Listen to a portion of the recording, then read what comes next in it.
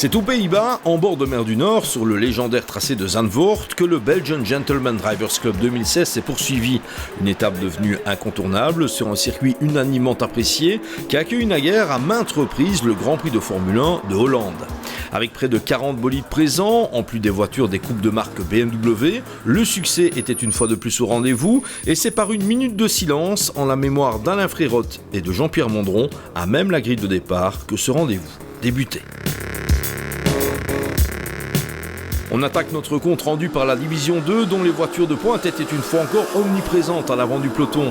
Auteur de la pole position, Johan Huygens faisait honneur à ce statut de privilégié pour prendre le meilleur envol et virer en tête à Tarzan.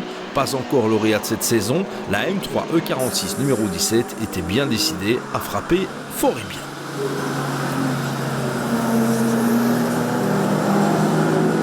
Dans son sillage, Koen de Witt n'entendait certainement pas jouer les épiciers, mais le pilote de la 64 avait la ferme intention de tout mettre en œuvre pour préserver son leadership au championnat sur un circuit qu'il apprécie tout particulièrement.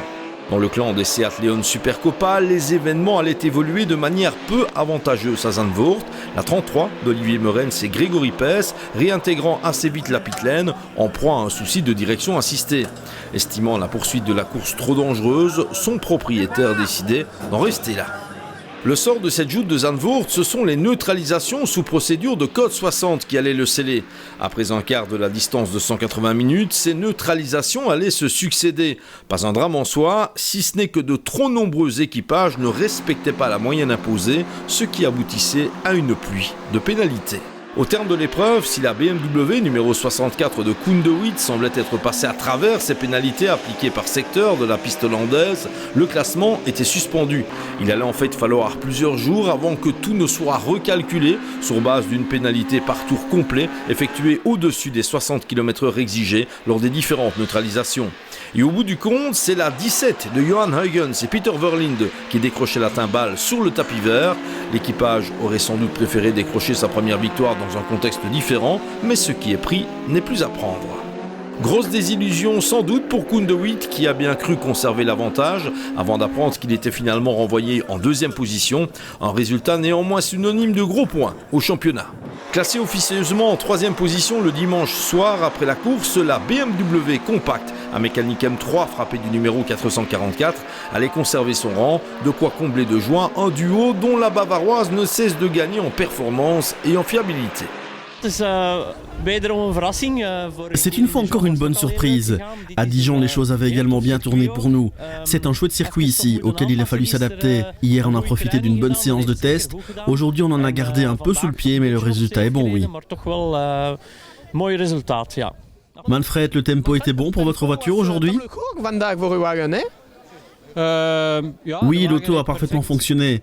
Au fil des tours, notre compréhension du circuit s'est améliorée et nous avons pu sans cesse améliorer les réglages. Ce résultat, on le doit aussi à notre équipe technique. Et pour le reste, je pense qu'on a fait du bon boulot. Nous sommes fiers, satisfaits et on s'habitue à ce genre de résultats. We zijn trots, we zijn tevreden. Het wordt stilaan een gewoonte zo, blijkbaar. Et c'est une autre BMW, la M3 157 de Geert et Jasper Dirks, qui échouait au pied du podium de la division 2, avec un passif finalement fixé à 3 tours sur la 17 lauréate. Il fallait donc descendre jusqu'à la 5e place pour trouver trace de la meilleure des Seat Leon Supercopa, et c'est la première débarquée en début de saison, la 35 de Greg Van Ettelbosch et Olivier Kirten, qui s'en tirait le mieux, crédité d'un retard de 4 tours. Résultat moins flatteur qu'à Dijon-Prenois pour la BMW Z3M coupé 888 de Kluiskens, de Lancer et Van de Kerkhove, qui devait se contenter des points de la 6e place sur le toboggan batave. Quant aux autres Seat Leon Supercopa, elles terminaient en dehors du top 6 de la classe F en division 2, avec la 74 de Jimmy Adriansens et Chris Van Kelst qui clôturaient la course, contrairement à la 15 de Patrice Lacroix, exceptionnellement accompagné de Daniel Peffer qui s'immobilisait en bord de piste. Si les cadors de la classe F cadenassent habituellement le haut du classement de la division 2, les bolides de la classe E ne sont jamais très loin derrière. Après application des différentes pénalités, c'est même dans le top 5 de la D2 que la BMW 325i E90 numéro 90 de Kenny Buykens et Kobewa Stills a terminé, ce qui lui vaut bien sûr une victoire de classe. Ça s'est bien passé, une bonne course, juste une petite touchette à la fin, mais on a su terminer, donc c'était le plus important. Je suis très content. Pointé 7 tours plus loin, la BMW 120D numéro 120 de Wim Brate et Günther Van den Hoof n'a rien pu faire pour contrer l'autre bavaroise. Si le cap de la mi-saison a été dépassé sur le circuit de Zandvoort, le peloton du BGDC se retrouvera déjà pour la 5e fois le 2 juillet prochain, avec au programme une course de 125 minutes à Zolder et on l'espère un podium correspondant réellement au classement final.